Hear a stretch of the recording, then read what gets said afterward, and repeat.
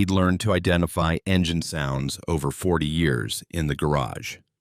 But that morning, when he heard the tank engine rumbling outside, he collapsed to the floor, hands shaking uncontrollably.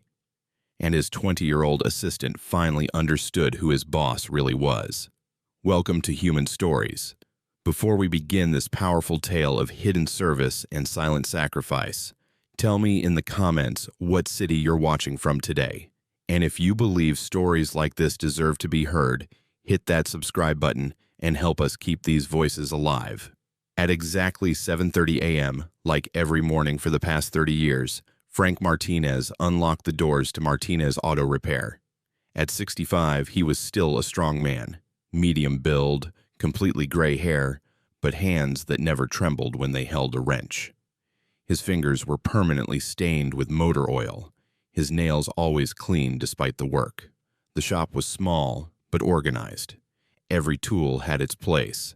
Every bolt size was memorized. Customers called him Frank, or Mr. Martinez, and they trusted him with their vehicles completely, because anything Frank Martinez touched never broke down again. But the customers didn't know Frank's past. They didn't know why he could identify any engine sound by ear. They didn't know why his hands had never shaken, not once in 3 decades. And they definitely didn't know why, every morning when he looked in the mirror, there was a deep sadness hidden behind his weathered eyes. That morning, like every morning, his assistant Tommy arrived right on time.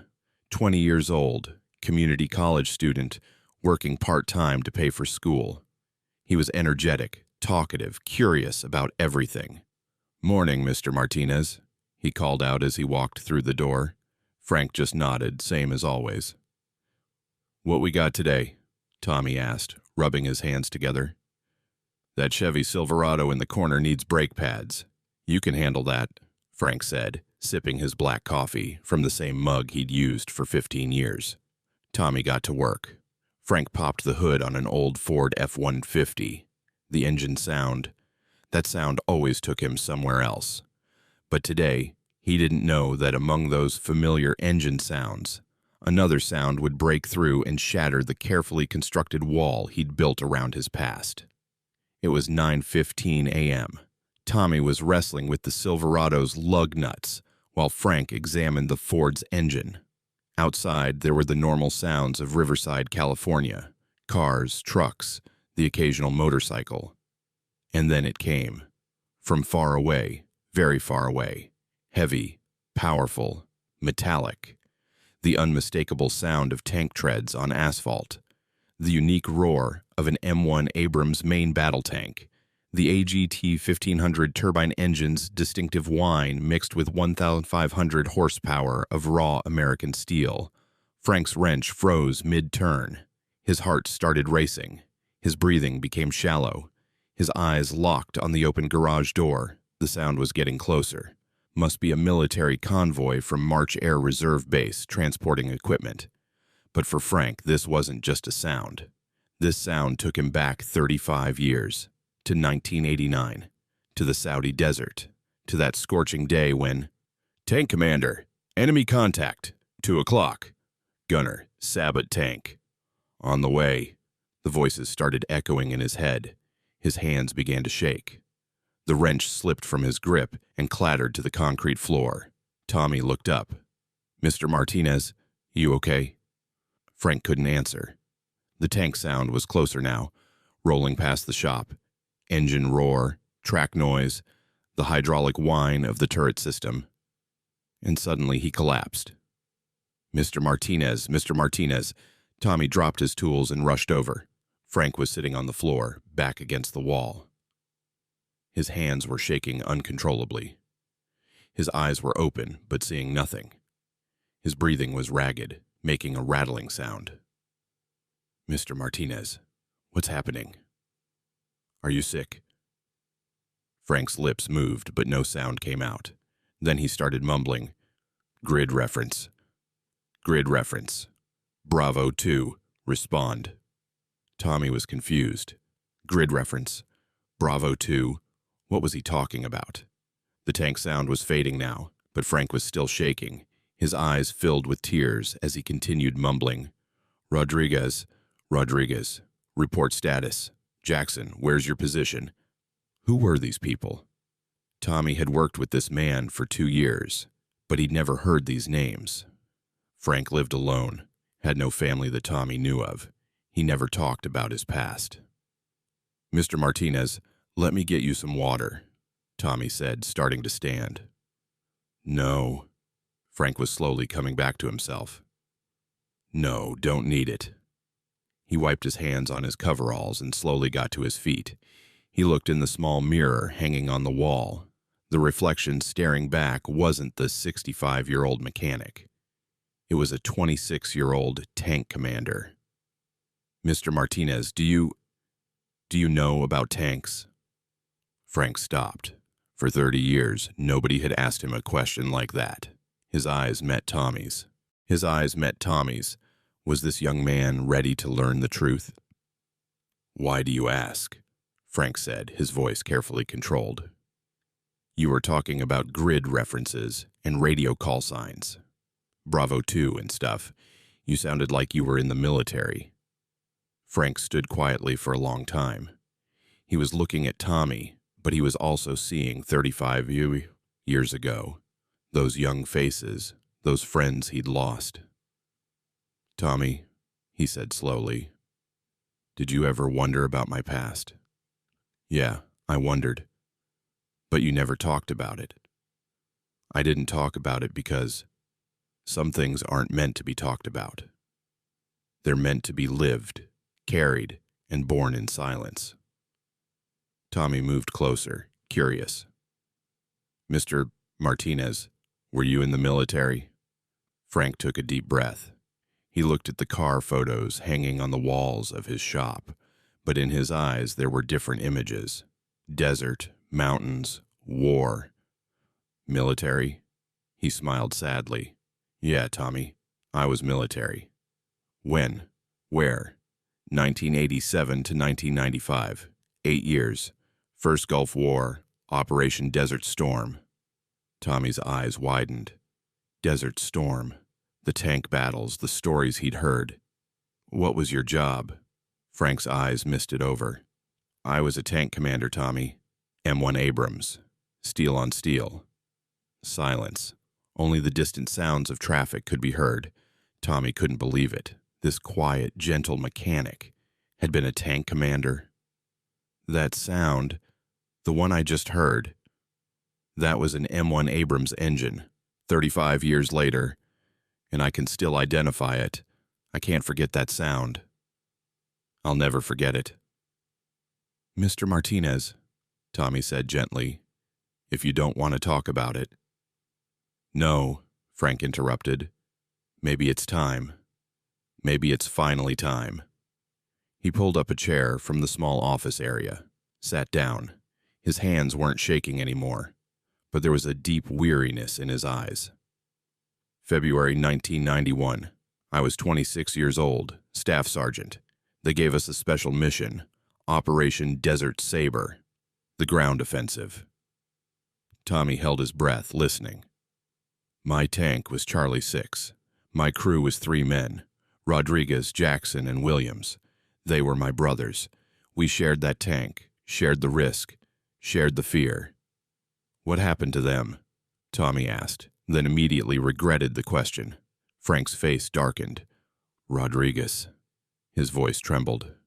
Rodriguez took shrapnel from an IED outside the tank doing reconnaissance. I was on duty. Couldn't save him. Tears began to run down his cheeks. Jackson died in enemy fire. Got hit inside the tank. Williams made it home, but the injuries were too much. Died in the VA hospital 2 months later. Tommy's heart was racing. How had this man carried so much pain inside him? How did you survive? Did I survive? Frank's eyes stared into nothing. I survived physically, but my soul stayed in that tank. For 35 years, I've still been in that tank. Mr. Martinez, do you have any medals, decorations? Frank stood up. He walked to a small storage room in the back of the shop. Tommy waited. A few minutes later, he returned carrying an old wooden box. He opened it. Inside were shining medals, ribbons, photographs, and an old black beret. "This is my past," he said.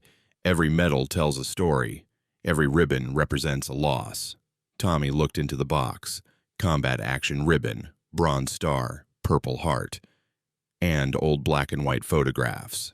4 young soldiers smiling in front of a massive tank. "That's you," Tommy said, pointing to the photo. "Yes, me, Rodriguez, Jackson, and Williams. 1991, Saudi Arabia. 2 months after this photo was taken." He stopped. "What happened 2 months later?" "The ground war began. 100 hours of hell. I was the youngest tank commander in the battalion. They trusted me. I trusted myself." Frank picked up the photograph. "But everything went wrong. Intelligence was faulty. We rolled into what we thought was a cleared zone. It was an ambush." "How did you survive?" "When my tank took a direct hit, when my crew was dying around me, I was pulled out severely wounded, medevac to Germany, spent 8 months in the hospital. Physical wounds healed, but..." He pointed to his chest. "This never did." Frank pulled out another photo. A medal ceremony. A general pinning a bronze star on a young man in a hospital bed. "They gave me medals for surviving. For doing my job while my friends died. You know what I did with those medals when I got home?" Tommy shook his head. "I put them in this box and never looked at them again. Until today." "Mr. Martinez, why did you become a mechanic?" Frank sat back down, still holding the photo of his crew. "When I got out of the Army in '95, I couldn't sleep. Couldn't be around loud noises.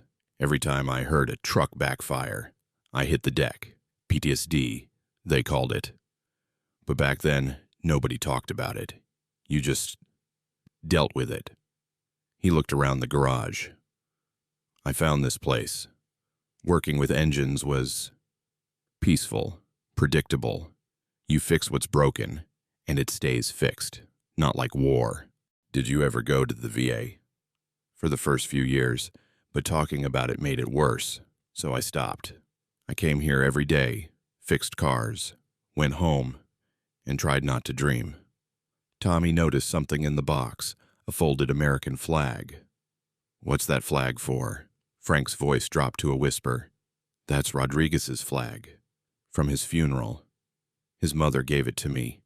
Said I was the only family he had left in the Army."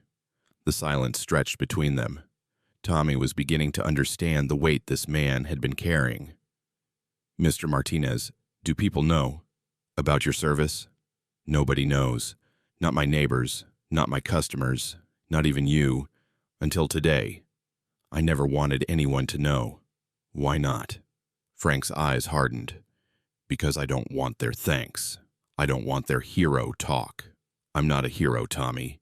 Heroes don't come home when their friends don't." Tommy was quiet for a long time, processing everything he'd learned.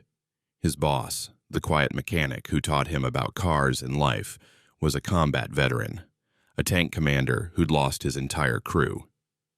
"Mr. Martinez, can I ask you something?" "Go ahead." "Do you still have nightmares?" Frank's laugh was bitter. "Every night for 35 years. Same dream. We're rolling through the desert. Everything's quiet. And then, boom. I wake up screaming for Rodriguez." "Have you ever thought about getting help? Modern help?" "Modern help?" Frank shook his head. "Tommy, you can't fix some things. Some wounds are meant to be carried." But Tommy wasn't satisfied with that answer. "Mr. Martinez, with respect, that's bullshit." Frank looked up, surprised. "You've been carrying this alone for 35 years. Look what happened today. One tank sound and you collapsed. That's not carrying it. That's drowning in it." Frank's jaw tightened. "You don't understand." "You're right.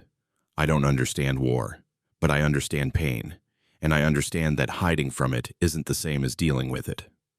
For the first time in decades, Someone was challenging Frank Martinez about his past, and he didn't know how to respond. "You know what I think?" Tommy continued, his voice gentle but firm. "I think Rodriguez, Jackson, and Williams wouldn't want you living like this, carrying guilt that isn't yours to carry."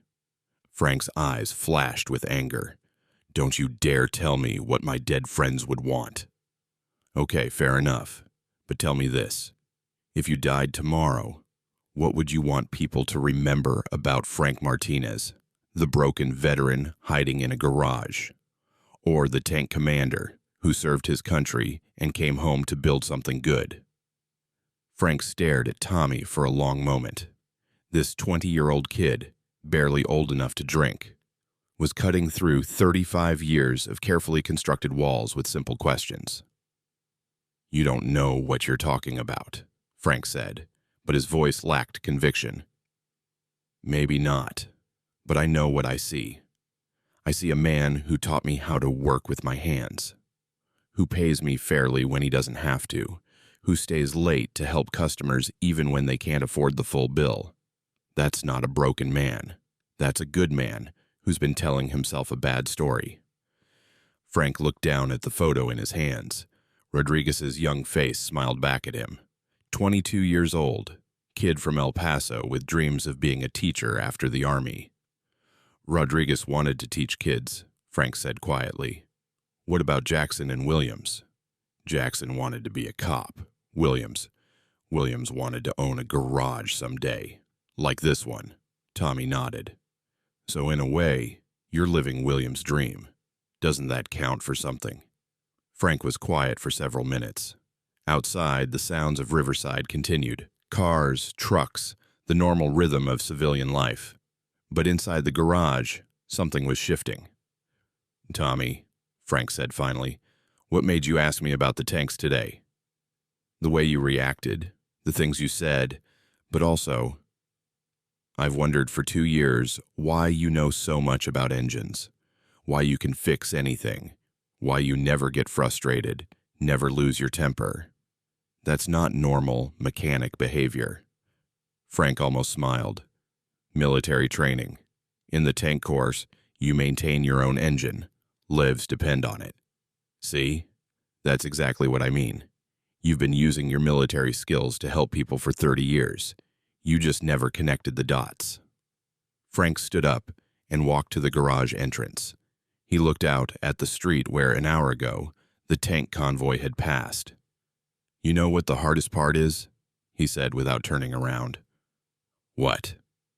"I can remember every detail of that day, every radio call, every explosion, every face.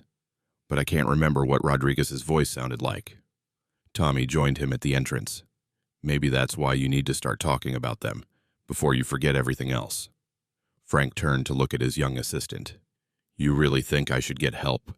I think you should stop punishing yourself for surviving, and I think your crew would be proud of the man you became, not disappointed in the man you think you are." Frank walked back to the box and picked up his bronze star. He'd never really looked at it before, just shoved it in the box with everything else. "For conspicuous gallantry and intrepidity in action against the enemy," he read aloud. "That's what it says. Do you remember what you did to earn it?" "I kept fighting when my tank was hit, returned fire while Rodriguez was dying next to me, stayed at my post until the medevac arrived." "That sounds like gallantry to me." Frank shook his head. "It was just training, muscle memory." "Mr. Martinez, with respect, that's bullshit too. Training gets you through the technical stuff. Courage gets you through the human stuff." Frank looked at Tommy with new eyes. "When did you get so wise?" "Community college psychology class. Professor's a Vietnam vet. Talks a lot about survivor's guilt." "Is that what this is?" "I'm not a doctor. But yeah, it sounds like it." Frank put the medal back in the box, but he left the box open on the workbench. "All right," he said. "What do you think I should do?" "First, call the VA, make an appointment. Second, start telling people who you really are. Not the war stories, just the fact that you served." "I don't know if I can do that." "Start small. Next customer who thanks you for good work, mention you learned precision in the Army. See how it feels. Frank nodded slowly.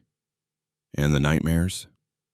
Talk to a professional, but also maybe talk to other veterans. You're not the only tank commander from Desert Storm still alive. They worked in comfortable silence for the next hour. Tommy on the Silverado, Frank on the Ford. But the atmosphere had changed completely. The secret was out, and somehow the garage felt lighter. Around noon, Mrs. Peterson came to pick up her Honda Civic. Frank, you're a miracle worker, she said, looking at the perfectly running engine. I don't know how you do it. Frank glanced at Tommy, who gave him an encouraging nod. Well, Mrs. Peterson, I learned precision and attention to detail in the Army. Tank maintenance. If you don't get it right the first time, people die. Mrs. Peterson's eyes widened. You were in the Army? I had no idea. Desert Storm. Long time ago. Well, thank you for your service, and thank you for taking such good care of our cars. After she left, Frank looked at Tommy. That wasn't so hard. How did it feel? Strange, but good, I guess. Like I didn't have to hide part of myself. That's the point. You've been carrying this secret like it was shameful, but service isn't shameful. Loss isn't shameful. Survival isn't shameful. Frank picked up Rodriguez's photo again. You know what Rodriguez used to say? What?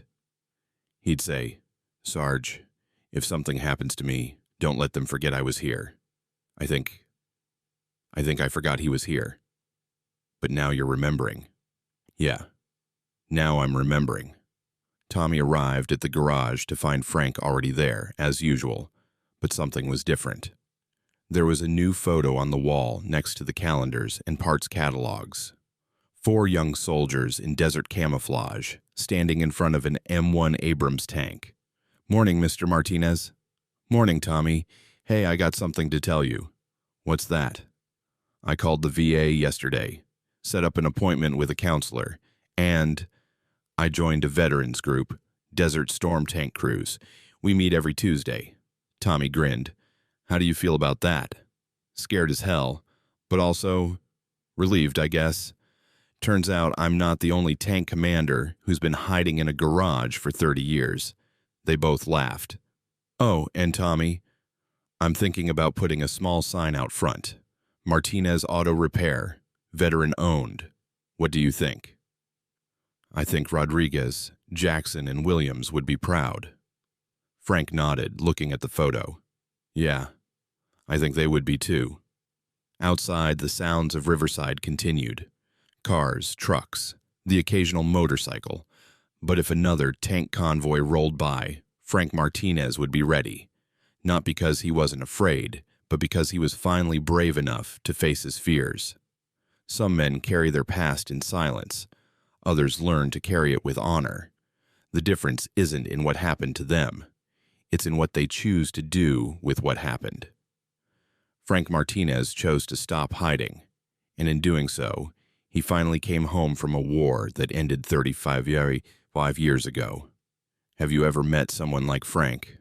A veteran who served in silence, carried their burden alone until someone cared enough to ask the right questions? Share their story in the comments. Let us know what city you're watching from, because here at Human Stories, we believe that the most powerful stories aren't about perfect heroes. They're about imperfect humans who find the courage to heal. Thank you for watching. If this story touched you, subscribe and share. Help us keep these voices alive. We'll see you in the next one.